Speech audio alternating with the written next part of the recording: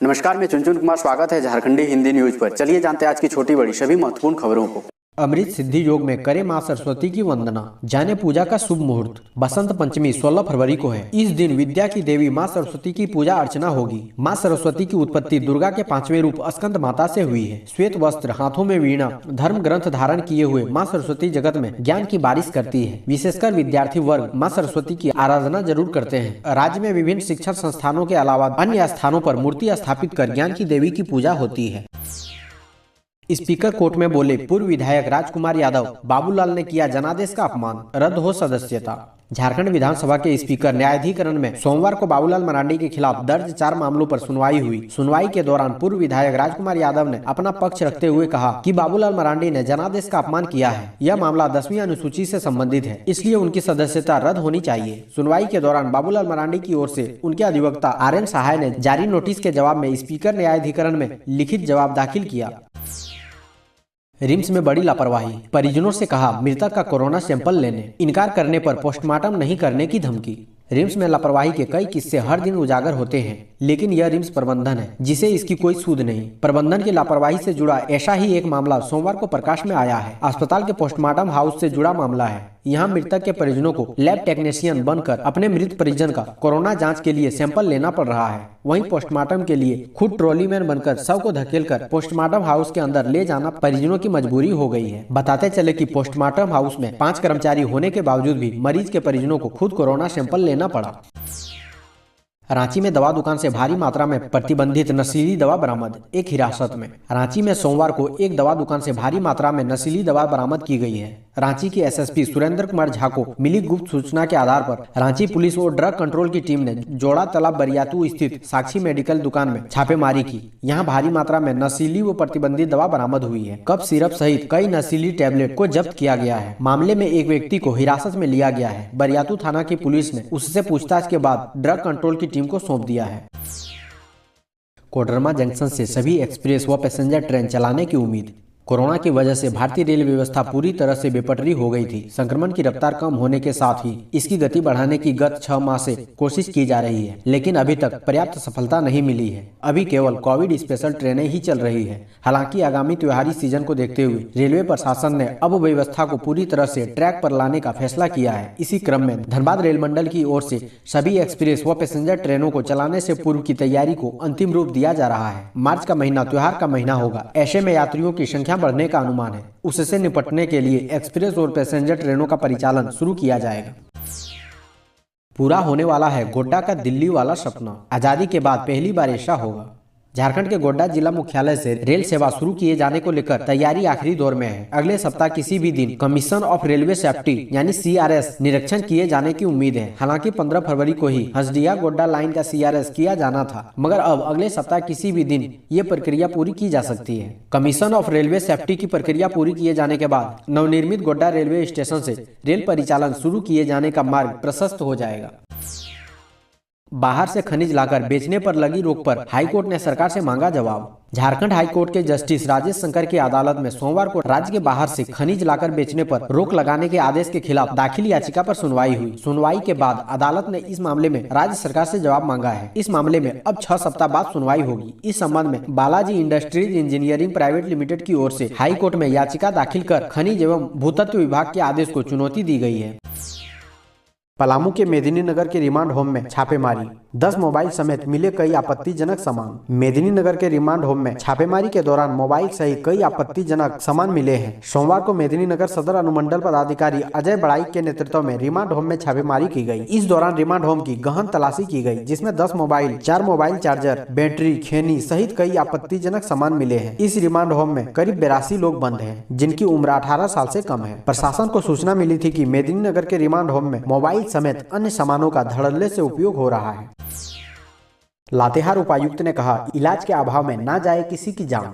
समाहरणालय के सभागार में स्वास्थ्य विभाग के कार्यों की समीक्षात्मक बैठक की गई। अध्यक्षता उपायुक्त अबू इमरान ने की। उपायुक्त ने कोरोना संक्रमण से बचाव के लिए किए जा रहे टीकाकरण की जानकारी ली और निर्देश दिया कि 100% कोरोना टीकाकरण सुनिश्चित करें। स्वास्थ्य विभाग से संचालित सभी योजनाओं की समीक्षा की एवं कार्य की प्रगति की गति पर नाराजगी व्यक्त किया। उपायुक्त ने कहा कि स्वास्थ्य विभाग में जो भी राशि आ रही है उसका उपयोग ऐसे किया जाए ताकि अंतिम व्यक्ति तक स्वास्थ्य सुविधा का लाभ मिल सके। उपायुक्त ने चिकित्सकों एवं स्वास्थ्य कर्मियों को कार्य के प्रति संवेदनशील होकर कार्य करने की बात कही ताकि इलाज के अभाव में किसी भी व्यक्ति की जान न जाए। स्वास्थ्य कार्य के प्रति थोड़ी सी भी लापरवाही बर्दाश्त नहीं की जाएगी। साहू ने कहा, किसानों की अनदेखी कर रही सरकार, होगा आंदोलन। कृषि कानून को लेकर जो लोगों को बरगला रहे हैं वह किसान नहीं बल्कि बिचौलिए हैं। राज्य की वर्तमान सरकार किसानों की अनदेखी कर रही है और किसानों के साथ दोहरा चरित्र अपना रही है। यह बातें भाजपा किसान मोर्चा के प्रदेश अध्यक्ष पवन साहू ने सोमवार को धनबाद परिसदन में पत्रकार वार्ता में कही। उन्होंने कहा कि मुख्यमंत्री हेमंत सोरेन और उनकी सहयोगी दल कांग्रेस के मंत्री ने कृषि कानून के खिलाफ ट्रैक्टर के जरिए रैली निकालकर किसानों को भ्रमित करने में लगे हैं। उन्होंने कहा कि राज्य में 15 नवंबर से धान खरीद शुरू होनी थी, पर सरकार ने इसे बढ़ चढ़कर प्रचारित किया। अब तक 8% धान की ही खरीद हो पाई है। क्रय की स्थिति कागजों तक सिमट कर रह गई है। पेट्रोल की बढ़ती कीमतों को लेकर आंदोलन करेगी कांग्रेस, बना रही है रूपरेखा।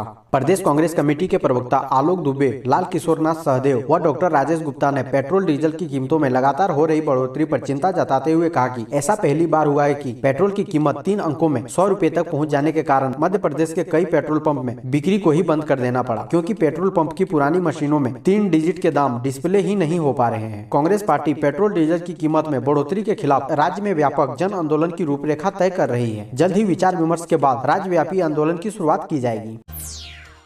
रांची धनबाद इंटरसिटी के इंजन से उठी आग की लपटें 3 घंटे तक रोकी गई।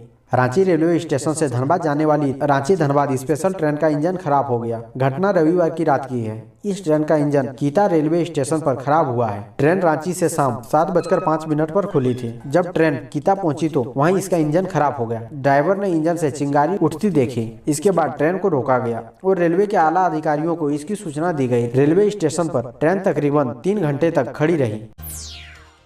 कोरोना टीकाकरण के मामले में झारखंड 15वें नंबर पर, धनबाद राज्य में दूसरे नंबर पर। राज्य समेत पूरे देश में कोरोना टीकाकरण का दूसरा चरण शुरू हो गया है, लेकिन अभी भी हम लक्ष्य से काफी पीछे चल रहे हैं। केंद्रीय स्वास्थ्य मंत्रालय की रिपोर्ट के अनुसार टीकाकरण के मामले में हम देश में 15वें स्थान पर हैं। पहले नंबर पर उत्तर प्रदेश है, जहां 8.58 लाख से ज्यादा लोगों को टीका लग चुका है। वहीं झारखंड में अब तक 2.16 लाख लोगों को ही टीका लगा है। देश में अभी तक 80.44 लाख लोगों को टीका लग चुका है। राज्यों के मामले में देश में सबसे कम टीकाकरण सिक्किम में हुआ है। यहाँ मात्र 8,335 लोगों को ही टीका लगा है। दूसरी तरफ राज्य की बात करें तो राज्य में सबसे ज्यादा टीकाकरण रांची में हुआ है। वहीं दूसरे नंबर पर धनबाद है। राज्य में सबसे कम लोहरदगा में 3,331 लोगों को टीका लगा है।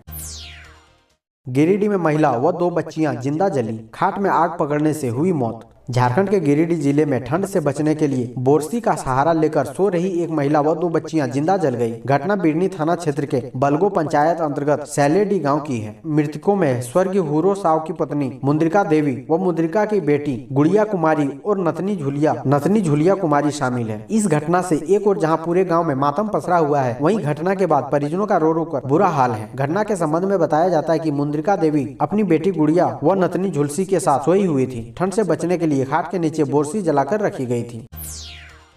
हिंडाल्को के खिलाफ लोहरदगा में धरना प्रदर्शन जारी, जाने राज्यसभा सांसद धीरज साहू ने क्या दी चेतावनी। हिंडाल्को के खिलाफ Lohardaga Gumla truck owner association एवं झारखंड ट्रक ओनर एसोसिएशन बिमरला के संयुक्त तत्वाधान में पिछले 15 दिनों से अनिश्चितकालीन धरना कार्यक्रम डेरा डालो घेरा डालो आज भी जारी है। इस धरना प्रदर्शन कार्यक्रम को एसोसिएशन के संरक्षक सह राज्यसभा सांसद धीरज प्रसाद साहू शामिल हुए। उन्होंने हिंडाल्को प्रबंधन को सुधर जाने की चेतावनी तक दे डाली। पिछले 15 दिनों से हिंडाल्को के खिलाफ धरना प्रदर्शन जारी है। डेरा डालो घेरा डालो कार्यक्रम को संबोधित करते हुए राज्यसभा सांसद धीरज साहू ने कड़े शब्दों में हिंडाल्को प्रबंधन को चेतावनी दी है। उन्होंने कहा कि लोहरदगा गुमला की जनता जब आंदोलन करेगी तो कंपनी को यहां रहना मुश्किल हो जाएगा। काफी दिनों से लोहरदगा और गुमला की जनता को केवल ठगने का काम करते आए हैं। न कोई स्कूल खोली गई और न ही कोई संस्थान खोले गए। नवोदय विद्यालय में 1 वर्ष बाद 10वीं व 12वीं की कक्षाएं शुरू।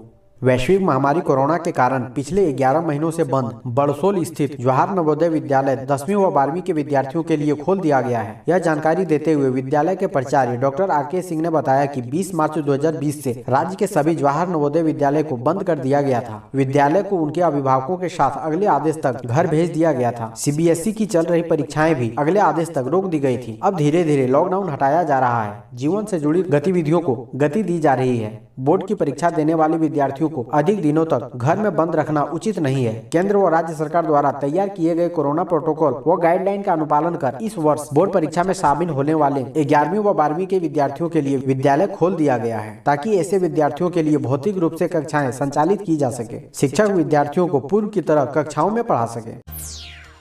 रांची और धनबाद में हवा सुधारने पर खर्च होंगे 318 करोड़, नगर विकास विभाग ने बनाई है योजना।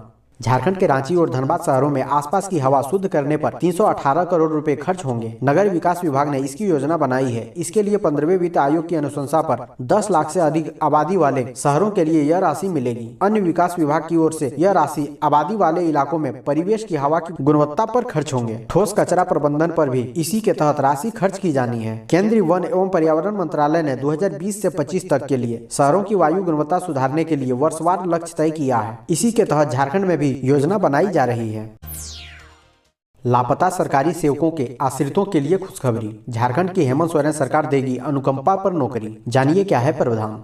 लापता सरकारी सेवकों के आश्रितों को नौकरी दी जाएगी। इस संबंध में कार्मिक प्रशासनिक सुधार विभाग ने आदेश जारी किया है। कार्मिक विभाग की ओर से सारे विभागों के साथ ही सारे आयुक्तों, उपायुक्तों, विभागाध्यक्ष सहित अन्य अफसरों को इस संबंध में पत्र भेजा गया है। इसमें आलेख किया गया है कि अब लापता सरकारी सेवकों के आश्रितों को प्रावधान के तहत अनुकंपा पर नौकरी उपलब्ध कराई जा सकेगी। पहली बार कैबिनेट की बैठक में इस पर सहमति बनी थी। इसके बाद विभाग ने आदेश जारी किया है। विभाग ने लिखा है कि यह प्रावधान किया गया है कि जो सरकारी सेवक 7 साल या इससे ज्यादा समय से लापता हैं, उनके मामले में समक्ष न्यायालय से सिविल डेथ घोषित करने का सर्टिफिकेट लेना होगा। सिविल डेथ घोषित होने के 2 साल के अंदर नियुक्ति के लिए आवेदन देना होगा। यह नियुक्ति रिक्त पदों के विरुद्ध होगी। इसके लिए तय प्रावधान का पालन करते हुए नियुक्ति करनी है।